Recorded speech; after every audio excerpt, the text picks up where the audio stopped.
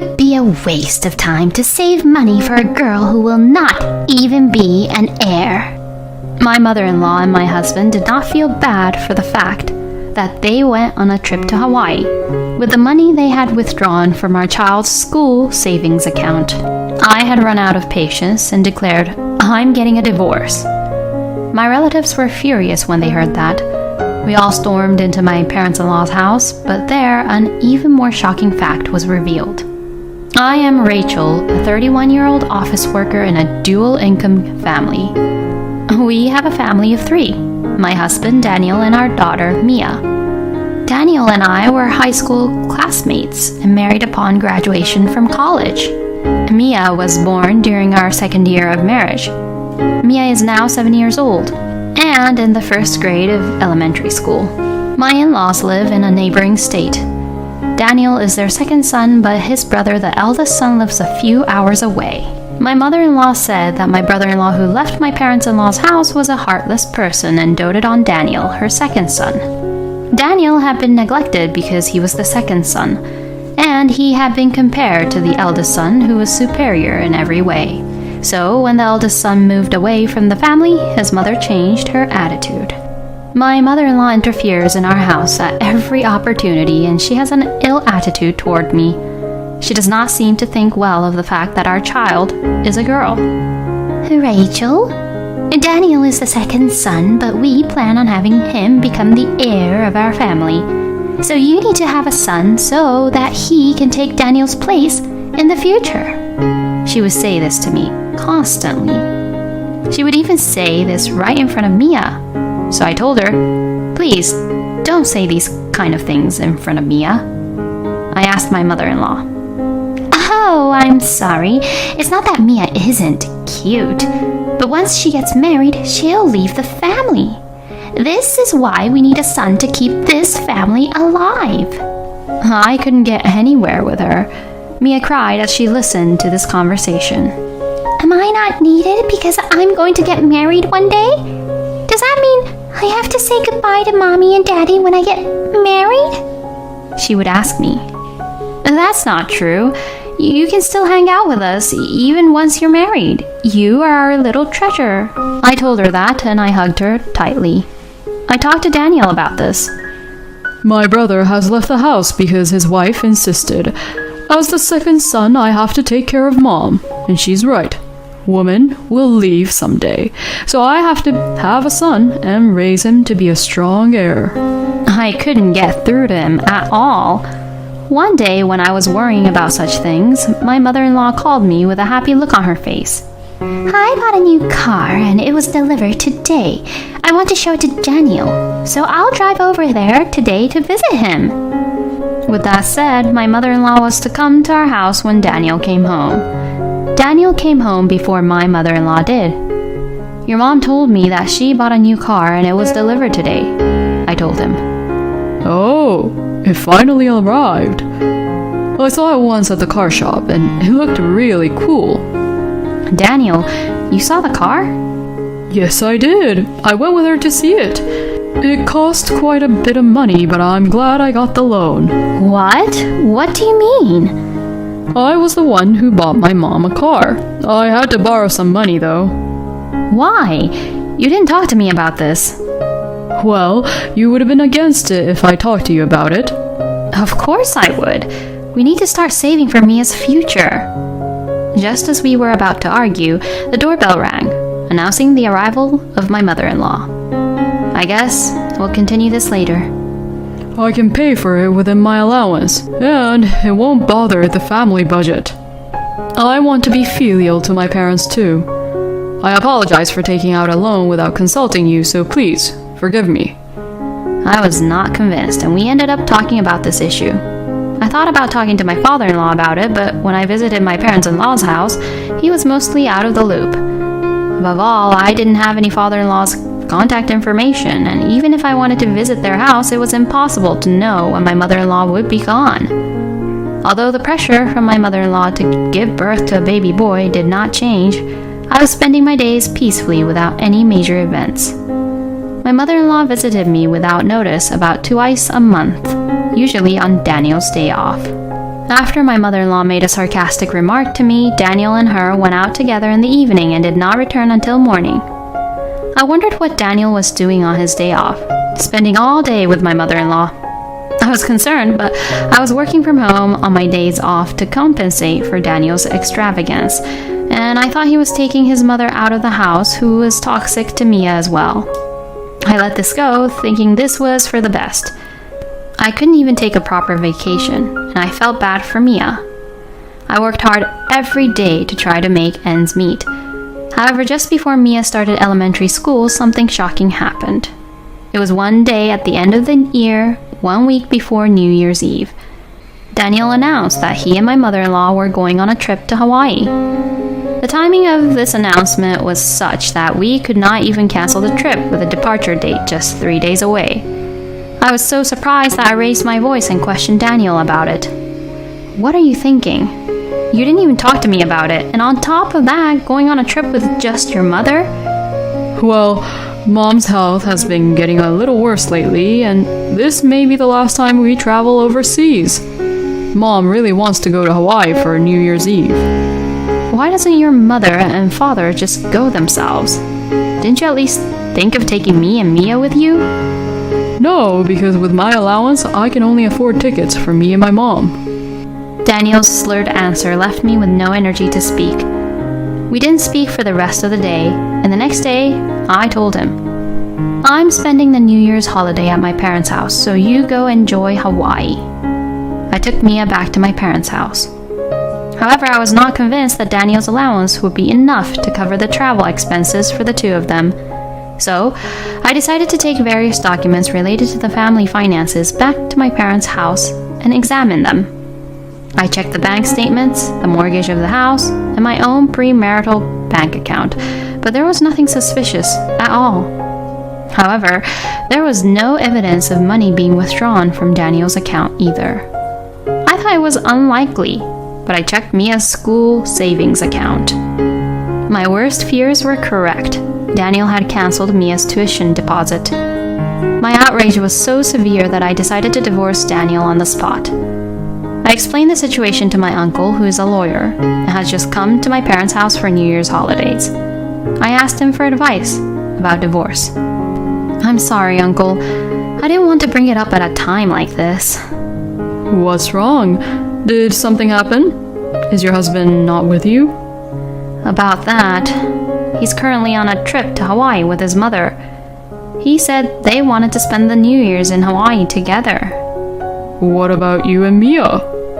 We were left behind. He said he could only afford 2 tickets. What the hell? He left behind you two and went on vacation with just his mother?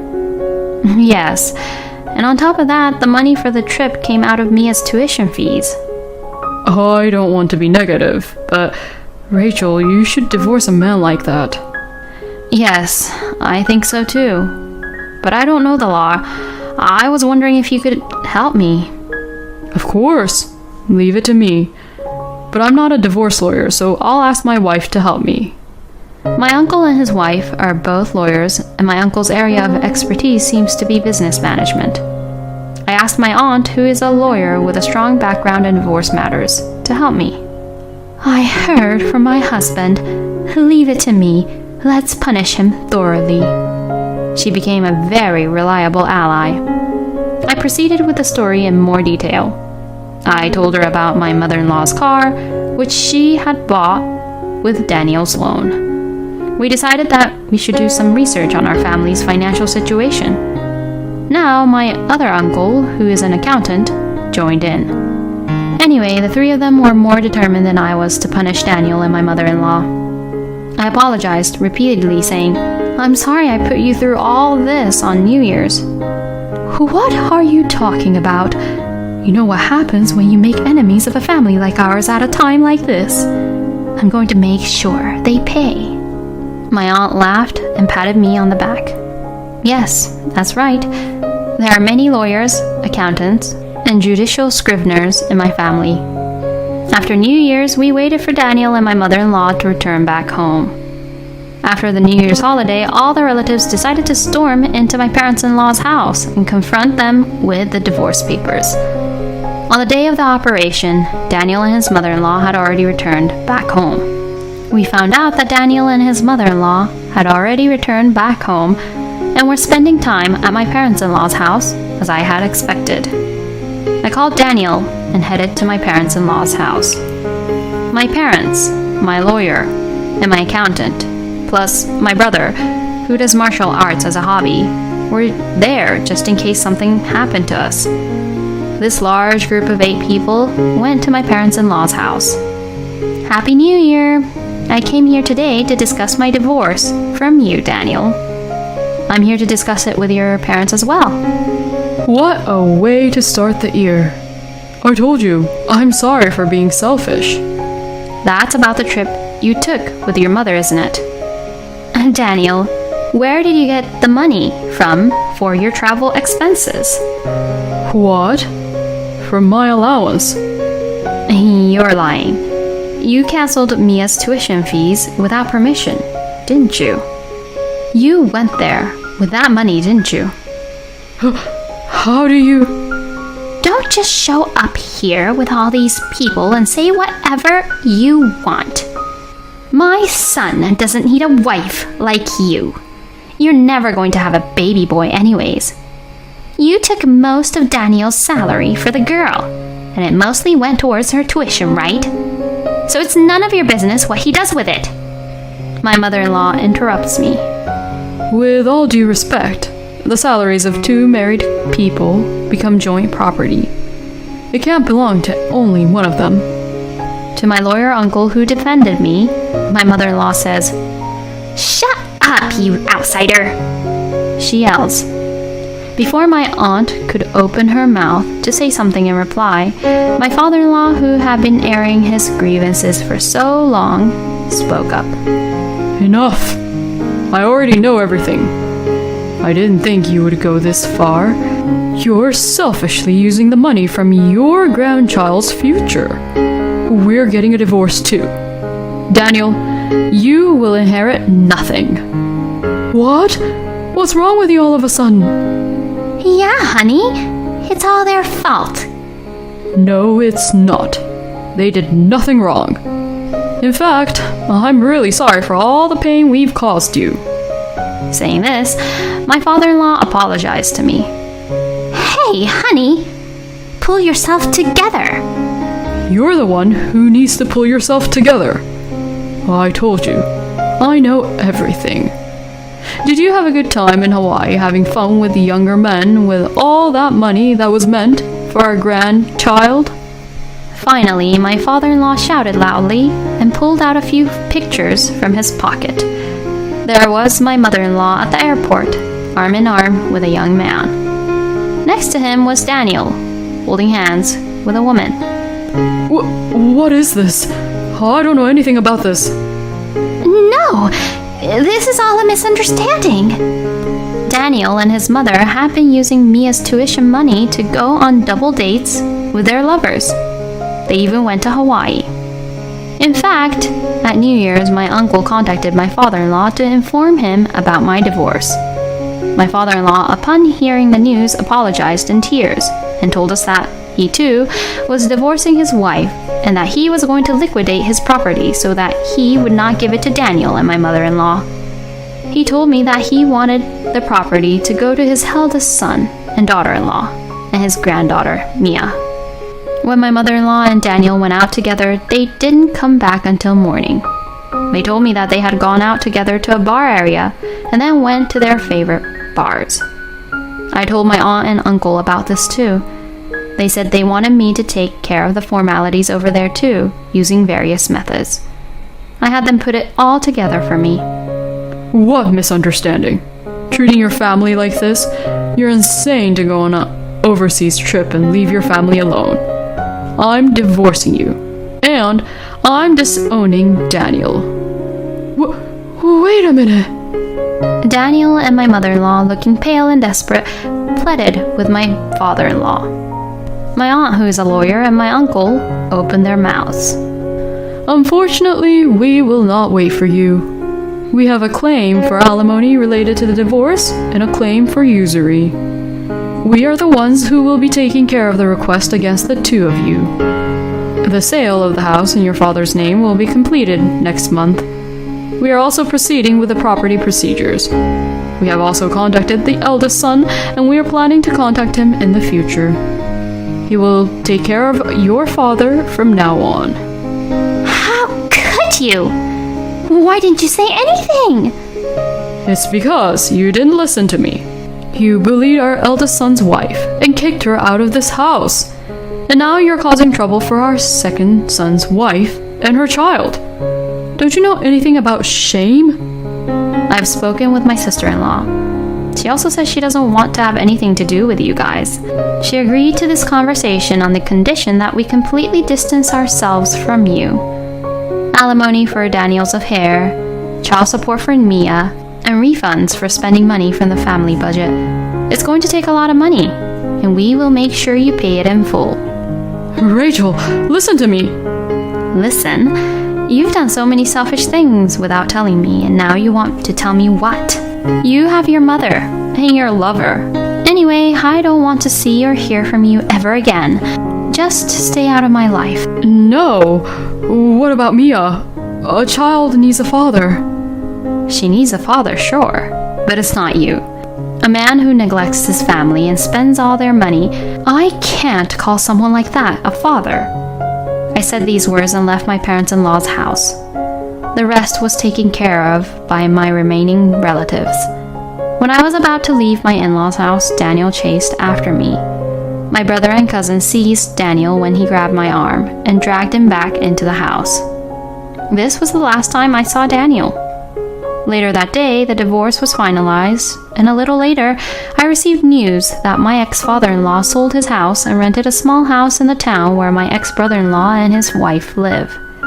I heard that my ex-brothers-in-law were actually going to take them in their home, but my ex-father-in-law said, I couldn't stop my wife from picking on our daughter-in-law. I couldn't ask you to take me in. I have money for my own retirement, so I will live comfortably on my own. And he declined their offer. However, the children at my ex-brother-in-law's place seem to love their grandfather. They always go and play at their grandfather's house after school and then go home. My ex-brother-in-law also seems to be enjoying this because his children could not see their grandfather because of my ex-mother-in-law. And my ex-brother-in-law's wife, my ex-sister-in-law, and I got to know each other through this one incident. We often get together during long vacations to let our children play with each other. The last time I saw Daniel was that day. Mia herself refused to see Daniel. When I was not around, my ex-mother-in-law and Daniel repeatedly said to Mia, "If only you were a boy." Mia was traumatized by this. She was afraid that they would say such words to her again, so she refused to see Daniel. When Mia grows up, she may want to see him again, but until she says that, I won't let Daniel see Mia. My ex-father-in-law sold his house, so Daniel ended up taking care of my ex-mother-in-law. They are living together in the house where our family used to live. However, since we were both working, taking in my ex-mother-in-law who has no job has meant that the family income has gone down while his expenses have gone up. My ex-mother-in-law started working part-time at a local supermarket. Daniel also started working part-time at night. The reason I know this is because a neighbor witnessed this and was a good friend of mine, contacted me to ask what happened. I explained the whole thing to him. I don't know what happened after that, but in that neighborhood, I'm sure they're struggling to survive. Furthermore, it seems that my mother-in-law had fallen in love with a young man and had even borrowed money to pay him off. She is now piled with debt. According to my aunt, they will both go bankrupt before long. I rented a house near my parents' house and live with Mia.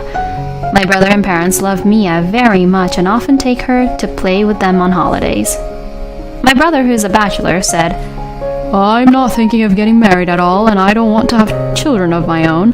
But I don't know if it's because of that, but Mia is really cute, and I would do anything for her. He takes Mia to his work barbecues and lets Mia play with children her own age. I once asked Mia if she misses her father. Even though I don't see him, I don't miss him at all because I have uncles, grandparents, and grandma. she said. Of course, I think she is being nice to me even though she is a child. When I saw Mia and my brothers coming home exhausted on holidays, I was reassured that Mia will not be unhappy because of her father's absence.